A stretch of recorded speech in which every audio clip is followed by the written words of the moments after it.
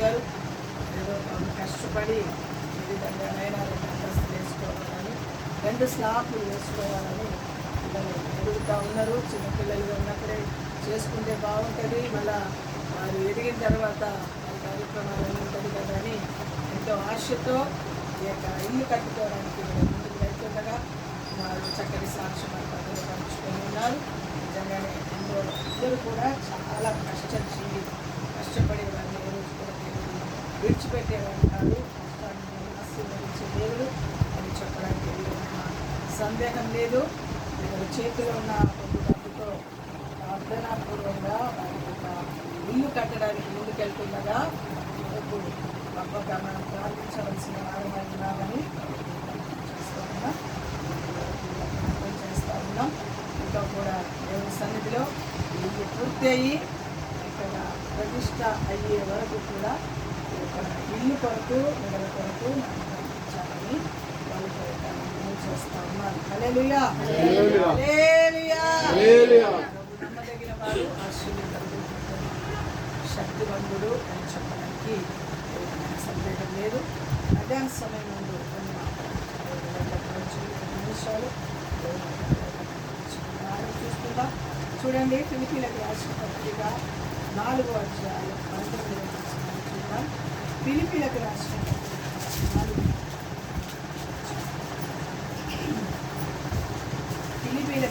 పత్రిక 4వ అధ్యాయం కాగా దేవుడు తన ఐశ్వర్యము చొప్పున క్రీస్తు యేసునందు మహిమలో మీ ప్రతి అవసరము తీర్చును.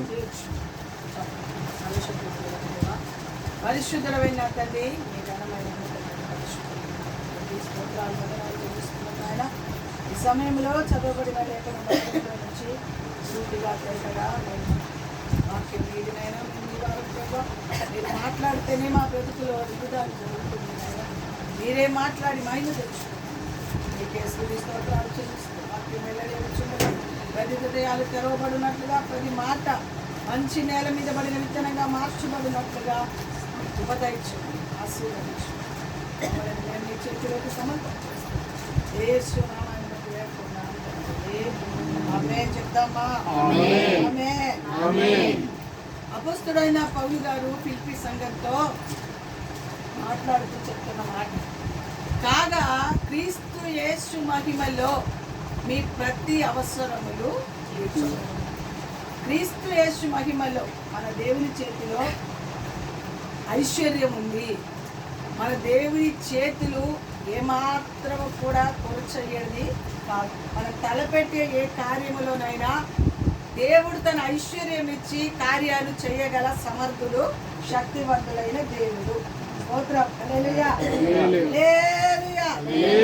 ఎవరైనా సరే దేవుని వాక్యం మీద ఆధారపడి మనం ముందుకు వెళ్తే మనకి ఏది లోటు చేయడం. దేవుని మీద ఆధారపడాలి, దేవుని వాక్యం మీద ఆధారపడాలి.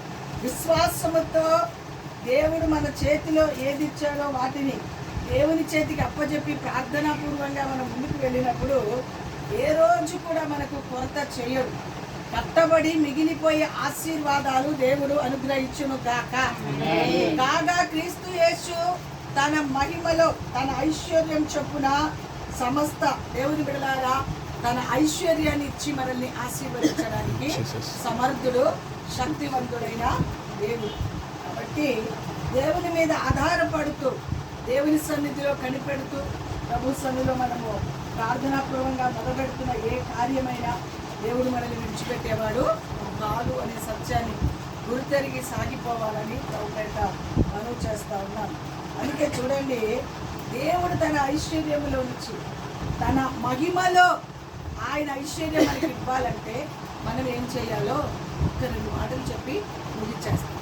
చూడండి, లూకాసు వార్త 10వ అధ్యాయం 41వ వచనం.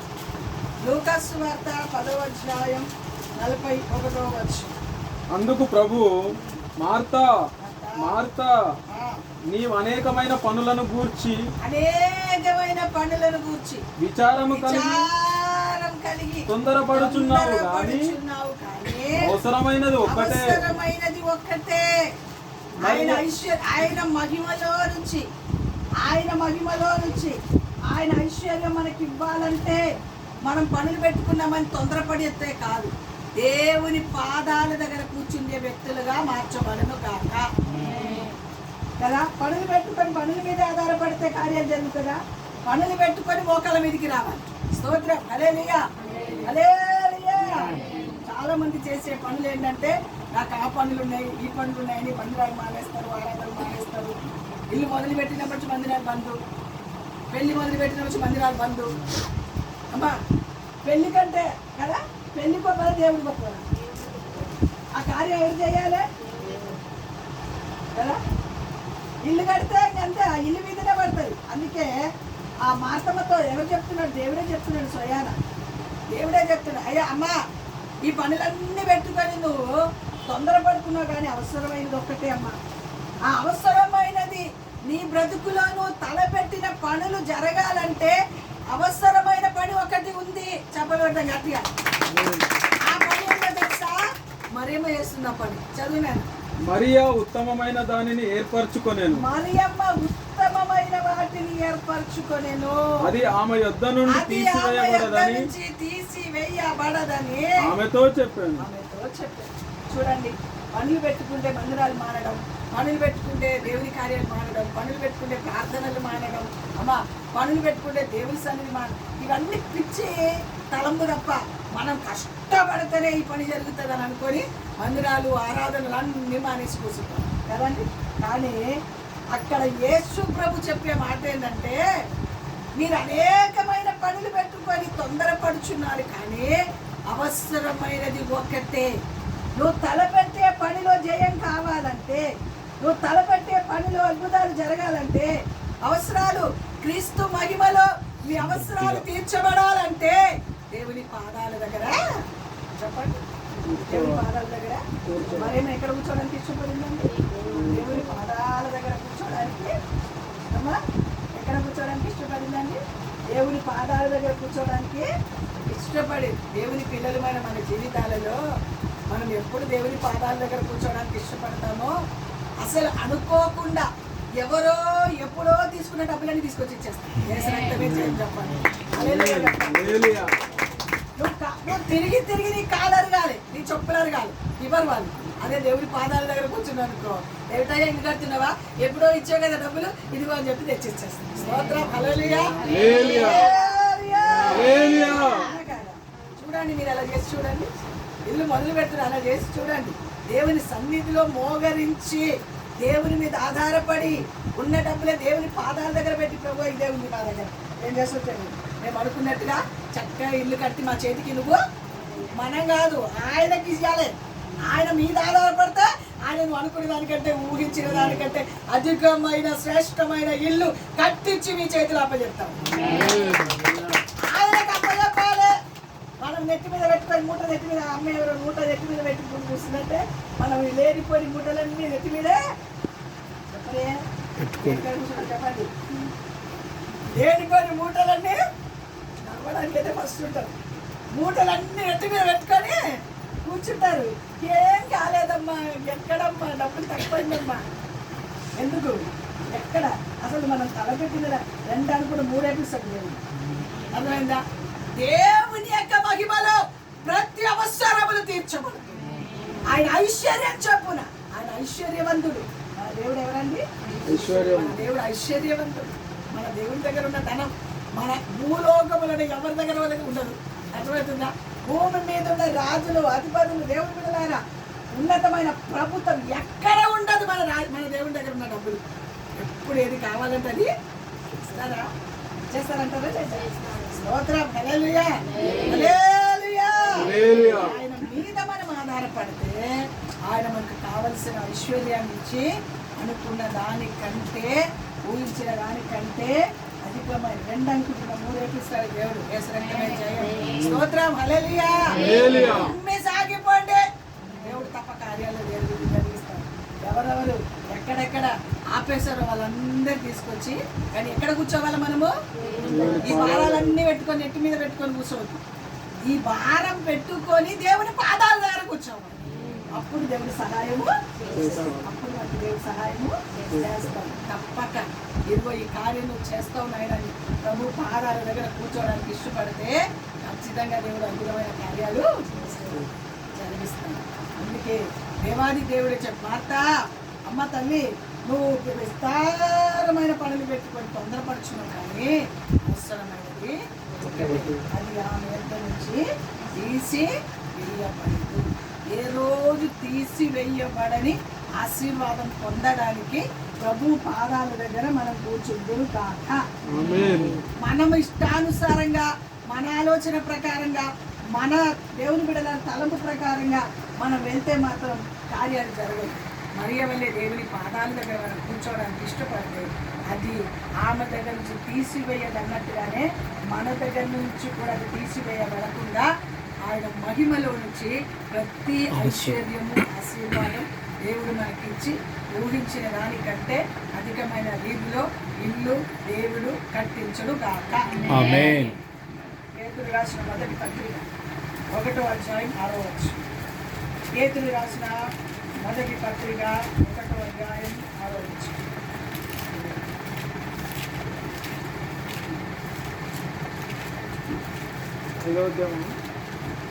మొదటి అధ్యాయం పేతురు రాసిన మొదటి అధ్యాయం 6వ వచనం. ఇందువలన మీరు మిక్కిలి ఆనందించుచున్నారు గాని అవసరమును బట్టి నానా విధములైన శోధనల చేత ప్రస్తుతమున కొంచెము కాలము మీకు దుఃఖము కలుగుచున్నది. నశించిపోవు సువర్ణము అగ్ని పరీక్షల వలన శుద్ధపరచబడుచున్నది కదా, దానికంటే అమూల్యమైన మీ విశ్వాసము ఈ శోధనల చేత పరీక్షకు నిలిచినదై యేసుక్రీస్తు ప్రత్యక్షమైనప్పుడు మీకు మెప్పును మహిమయు ఘనతయు కలుగుటకు కారణమగును. ఏముండాలి మనలో? విశ్వాసం. ఏముండాలి మనలో? విశ్వాసం. మన దగ్గర ఉన్న చేతిలో ఉన్న డబ్బులు పట్టుకొని తప్పనిసరిగా ఈ డబ్బుని నా దేవుడు ఆశీర్వదించి అనుకున్న దానికంటే శ్రేష్టమైన ఇల్లు నాకు కట్టిస్తాడు అనే ఇద్దరిలో కూడా ఏముండాలి? అదే విశ్వాసం. విశ్వాసం ద్వారా దేనినైనా సాధించగలం. విశ్వాసం పెట్టుకొని మనం ముందుకు వెళ్ళినప్పుడు ఖచ్చితంగా గొప్ప కార్యాలు మన కనులారా చూడడానికి అవకాశము ఉంటుంది. విశ్వాసానికి మించిన జయం ఇంకొకటి లేదండి.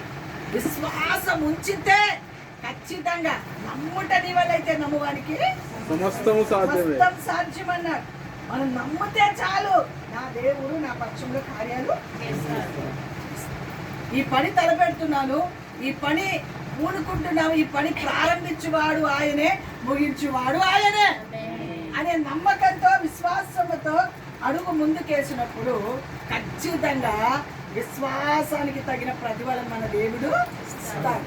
ఎప్పుడు కూడా దేవుని పిల్లలు మనము అపనమ్మకాలు ఎప్పుడు పెట్టుకోదు. ఇది అవుతుందా, ఇది కాదా, అయ్యో ఇంతే డబ్బులున్నాయే, అయ్యో ఎక్కడి నుంచి వస్తుంది, మళ్ళీ ఏం చేద్దాం, ఇది అయిపోతే ఏం చేద్దాం, ఇవన్నీ తలంపులు రావద్దు.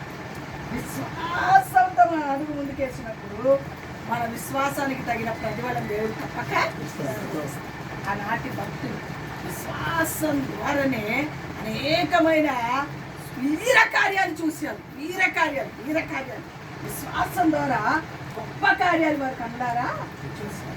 మనం కూడా నిత్యం విశ్వాసంతో ఒకటి దేవుడి సన్నిధిలో ప్రార్థనలో కూర్చుండే అనుభవము. ఏ పని తలపెట్టినా సరే, ఏ చిన్న పని మనం తలపెట్టినా ప్రార్థనాపూర్వంగా మనం అడుగు ముందుకేసినప్పుడు తప్పక దేవుడు ఊహించిన దానికంటే తలంచిన దానికంటే అందులో మన కార్యాలు దేవుడు చేస్తాడు. రెండోది మనలో ఏముండాలి? విశ్వాసం. అప్పుడు ఆయన మహిమలో నుండి మన ప్రతి అవసరములో తన ఐశ్వర్యం చొప్పున, తన మహిమ ఐశ్వర్యం చొప్పున మన ప్రతి అవసరం తీర్చబడుతుంది. ఏది లోటు చేయకుండా శ్రేష్టమైన రీతిలో ఇల్లు కట్టించి మన చేతులు ఆయన ఆయన కట్టించేవాడు. కట్టడానికి ప్రయత్నం చేస్తున్నాం మనము. పునాది రాయి ఎవరు? దేవుడే. ముగించేవాడు దేవుడే. ప్రారంభించేవాడు ఆయనే, ముగించేవాడు ఆయనే. నీ చేతికి అప్పచెప్తున్నామయ్యా అని ప్రారంభిస్తే ముగించడానికి దేవుడు సహాయం తప్పక. ఆయన ఏ రోజు మధ్యలో ఆపేవాడు. ఆయన ఏమాత్రం ఆయన పని అన్ని ఎప్పుడు సంపూర్తి చేస్తాడండి. ఆయన ఎప్పుడు సగంలో ఆపడు. ఆయన ఎప్పుడు సగంలో ఆపడు పని. ఆయన ఎప్పుడు పని పూర్తి చేసి మన చేతిలో అప్పచెప్తాం. మనమే అన్ని సగం పని చేస్తాం. చెత్త ఊడుస్తాం, అక్కడ పెట్టేస్తాం. అన్ని బట్టలు పిండుతాం, ఆరేయం, తాగసేపటికి ఆరేస్తాం. అన్ని సగం పని కదా. కానీ దేవుడు ఎప్పుడు మనకు సగం పని చేయడు. ఆయన ప్రారంభించిన ప్రతి పని పరిపూర్తిగా ముగించి మన చేతిలో అప్పచెప్పును గాక. అయితే మనం ఎక్కడ ఉండాలి? దేవుని పాదాలు. రెండోది ఏముండాలి? విశ్వాసంతో అడుగు ముందుకేసినప్పుడు ప్రతి సమయంలో ఓహో అయిపోతుంది డబ్బులు అనగానే నా దేవుడు ఇచ్చేస్తాడు అంతే. ఎక్కడి నుంచి వస్తా నాకు తెలియదు, నా దేవుడు ఇచ్చేస్తాడు అని చెప్పి స్తుతిస్తా ఉండాలి. అనుకోకుండా దేవుడు కార్యాలు జరిగిస్తాడు. స్తోత్రం. హల్లెలూయా. కార్యాలు చేయడానికి సమర్థుడు, శక్తివంతుడైన దేవుడు. ఎబ్రీలకు రాసిన 36వ ఎబ్రీలకు రాసిన పత్రిక. మీరు దేవుని చిత్తమును నెరవేర్చిన వారై వాగ్దానము పొందు నిమిత్తము మీకు ఓరిమి అవసరమై ఉన్నది. ఏముండాలి? ఓపిక కావాలి అమ్మా. ఓపిక లేకపోతే ఏ కార్యం జరగదు. ఓపికతో ముందుకు వెళ్ళాలి మనం. ప్రతి సమయంలో ఇల్లు కట్టేటప్పుడు ఆలు వీళ్ళన్నీ కసపు ఏముండాలి మనకు? ఓపిక ఉండాలి కదా. ఓపికతో ముందు అసలు ఎన్ని ఉంటాయండి. ఒక పెళ్లి తలపెట్టినా, ఒక ఇల్లు మొదలు పెట్టినా కదా, మనల్ని బాగా ప్రేమించే వాళ్ళు తిట్టనే ఉంటారు. అప్పుడు ఏముండాలి? వాళ్ళలాగా మనం అరవద్దు. ఓపికతో ముందుకు. ఓపిక అంతే. మన నోరు మూసుకొని ఉన్నారు. అరిసే కుక్క ఎంతసేపు అరుస్తారు? అరిసే కుక్క ఎంతసేపు? అందుకే అంటారు అరిసే కుక్క కలవదంట. మెల్లగా నిన్న మా బాబు చెప్పాడు, మెల్లగా ఆయన పక్కలోనే ఉన్నదంట. అది పాపం ఏమనకుండా మౌనంగా ఉన్నదంట. అటు తిరిగే వరకే పట్టేసుకున్నాడు పిక్క. చూసారా? అందుకే అంటారు మౌనంగా మెత్తకుంటా చూడు. నల్లిగుట్టలు అసలు నమ్మద్దు. నల్లిగుట్టలు అరిసెటాల మీద బాగా గట్టిగా అరుస్తారు చూడండి. వాళ్ళు 2 మాట అరిసేస్తారు, ఊరుకులిపోతారు. ఈ ముచ్చాలు ఉంటారు చూడు, లోపల పెట్టుకొని ఒక్కసారి బ్రస్ట్ అవుతూ ఉంటుంది, అంతే పడుతూ ఉంటుంది అంతే. అందుకే ఎప్పటికప్పుడు మనసులో ఉన్నది ఇట్లా కక్కేయాలి. బయటికి కక్కేసిన అనుకో లోపల ఏముండదు.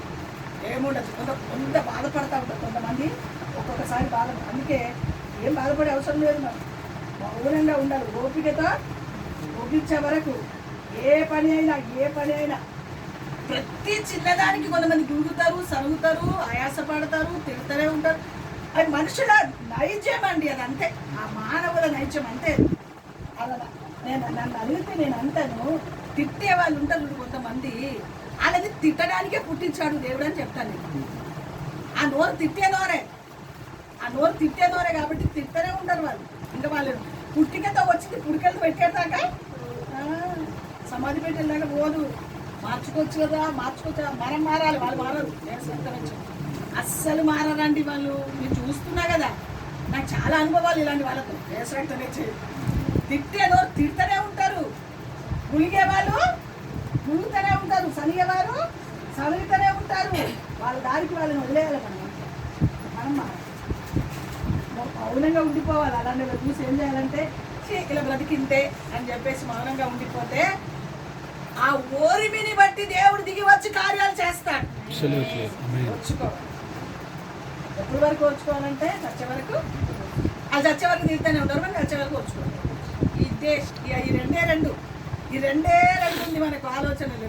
రెండు తిట్టే వాళ్ళు తిడుతూనే ఉంటారు, ఓర్చుకునే వాళ్ళు ఓర్చుకుంటారే. ఎప్పటి వరకు ఓర్చుకోవాలంటే చచ్చే వరకు. కానీ కొన్ని సందర్భంలో ఓపిక తప్పిపోయి గట్టిగా అరవవలసి వస్తుంది. కొన్నిసారి గట్టిగా అరవవలసిన పరిస్థితి ఓపిక తప్పి కదా. తర్వాత అనిపించి వీళ్ళ నోట్ల పడడము వేస్ట్. అది మనమే దేవుడి కదా. పెండ మీద రాజేస్తే ఎవరికి చిక్కుతుందండి? ఎవరికి చిక్కుతుంది? పెండ మీద రాజేస్తే మనకే. వాళ్ళకి ఎప్పుడు అదే అలవాటు. తిట్టే అలవాటే, మునిగి అలవాటే, సరిగి అలవాటే. కానీ మనం వాళ్ళ నోటికి తెలియదు. ఆ పెంట మనం రుద్దుకున్నట్టు.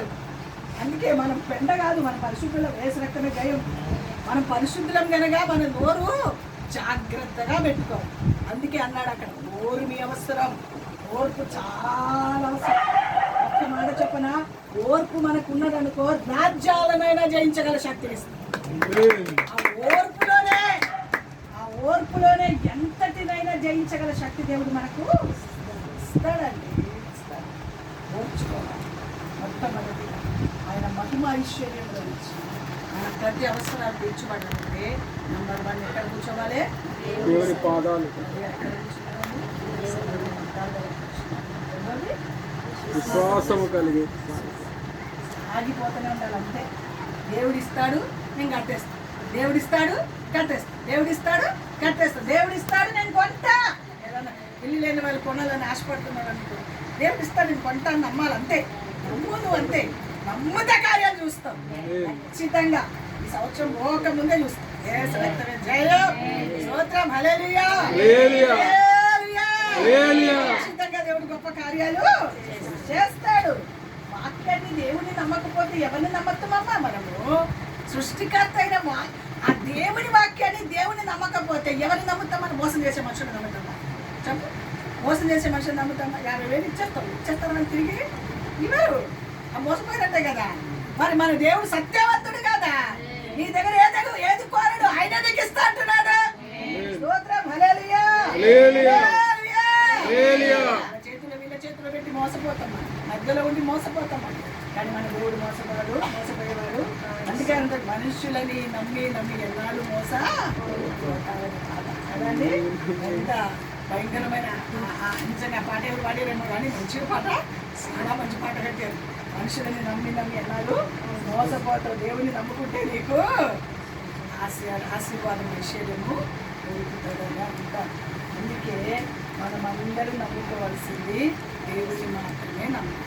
ఆయన నమ్ముకుంటే ఖచ్చితంగా ఆయన మహిమ ఐశ్వర్యములు, ఒక పెళ్ళిక, ఒక ఇల్లు కొనడానిక, లేకపోతే ఇల్లు కట్టుకోవడానిక, ఏ కార్యం మనం తలపెట్టినా ఆయన మహిమ ఐశ్వర్యములో నుంచి మన ప్రతి అవసరములు తీర్చబడుతుంది. దాంట్లో డౌటే లేదు. 100% మనం ప్రభుని నమ్మాలి. 100% కూడా కాదు. అర్థమవుతుందా? 100% ఒక మెడిసిన్ వేసుకుంటే ఆ మెడిసిన్ మీద నమ్మకం ఉండే కదా వేసుకుంటే. అవునా కదా? చెప్పండి. డాక్టర్లు నాడి చూసి, నరాలు చూసి, అవి చూసి, ఇవి చూసి, టెస్టులు వేసి ఇంత పొడుగు టాబ్లెట్ రాస్తే అను క్రమం తప్పకుండా ఎంత శ్రద్ధగా చేసుకుంటామో. మరి ప్రభు చెప్పింది ఎందుకు అంత శ్రద్ధగా చేయరు? చెప్పండి. ప్రభు చెప్పిన మాటలు అంత శ్రద్ధగా ఎందుకు చేయరు? డాక్టర్ చెప్పింది అయితే ఇక టైం కాకముందే, అన్నం తినకముందు వేసుకోవాలంటే అన్నం తినకముందే ఫస్ట్ వేసేసుకుంటాం. అన్నం తిన్నాక వేసుకోవాలంటే ఇది అన్నం తిన్నాక వేసుకోవాలంట, ఇది అన్నం తిన్నాక వేసుకోవాలంట. ఎంత శ్రద్ధనో ఆ టాబ్లెట్ మీద కదండి. అవునా? అవునా? అవునా కాదు? చెప్పండి. టాబ్లెట్ టైంకి వేసుకోమని టాబ్లెట్ డాక్టర్లు చెప్తే క్రమం తప్పకుండా ఒక్క పూట మానకుండా శ్రద్ధగా అంతా వేసుకుంటే ప్రభు చెప్పిన మాట ఎంత క్రమం తప్పకుండా చేయాలని మనం చెప్పండి. ప్రభు చెప్పే ప్రతి మాట మీద మనం ఏం చేసుకోవాలి? అందుకే చెప్తున్నాను, మనుషులను నమ్మేదానికంటే ప్రభు మీద నమ్మకం ఉంచితే ఖచ్చితంగా ప్రభు గొప్ప కార్యాలు చేస్తారు. దాంట్లో డౌట్. అందుకే 100% టాబ్లెట్ మీద 100% నమ్మకం పెడతాం కదా. కానీ ప్రభు మీద ఎన్ని 100% పెట్టుకోవాలి నమ్మకం? చెప్పండి. 100కు ప్రభు మీద నమ్మిక ఉంచవలసింది 100కు 200% ప్రభు మీద నమ్మిక ఖచ్చితంగా దేవుడి కార్యాలు చేస్తాడు. ఖచ్చితంగా నా దేవుడు తోడుగా ఉంటాడు. ఖచ్చితంగా నేను తలపెట్టే పనిలో జయమిస్తాడు. ఖచ్చితంగా నా అవసరాలు తీర్చబడుతుంది. నా దేవుడు నాకున్నాడు. ఎంతమంది వచ్చినా, ఎన్ని రకాలుగా అలసినా, ములిగిన నోరు మూసుకొని టేపు నోటు పెట్టుకొని ఏం చేసుకోవాలి చూద్దాం. ఇప్పుడు కనుక ఏదైనా నాకు వినబడాలి, ఈ వాక్యం విన్నా వేసినట్టు నోరు మూసుకొని పని పూర్తయ్యేదాకా నోరు మూసుకొని పని చేసుకుంటూ ఉండాలండి. ఏ విషయంలో కూడా ఎవరి మాటలకు చెవు పెట్టాలి. చెవులున్నా చౌటోళ్ళలాగా ఉంటారు, నోరున్న మూగోళ్ళలాగే అంతే. మూగోళ్ళలాగే ఉండాలి, చౌటోళ్ళలాగా ఉండాలి. అందుకే ఏషయ్య అన్నాడు కదా, చెవులు దేవుని బిడ్డలారా దేవుని పిల్లలు చౌటి వాళ్ళు ఎవరు, మూగవాళ్ళు ఎవరు? దేవుని పిల్లలే కదా మూగవాళ్ళు, చౌటి వాళ్ళు. పడితే వాళ్ళని అడగంటుంది. అడగంటారా? నువ్వు విశ్వాసంతో, ప్రార్థనతో, ఓపికతో ముందుకెళ్ళండి. దేవుడి మీ ఎడల గొప్ప కార్యాలు జరిగించును కాక. దేవుడి మాట దీవించును కాక. దేవుడు తన సహాయం అనుగ్రహించును కాక. కట్టి మిగిలి ధనము దేవుడు మీకు అనుగ్రహించును గాక. శ్రేష్టమైన ఇల్లు ఈ స్థలములో కట్టబడును గాక.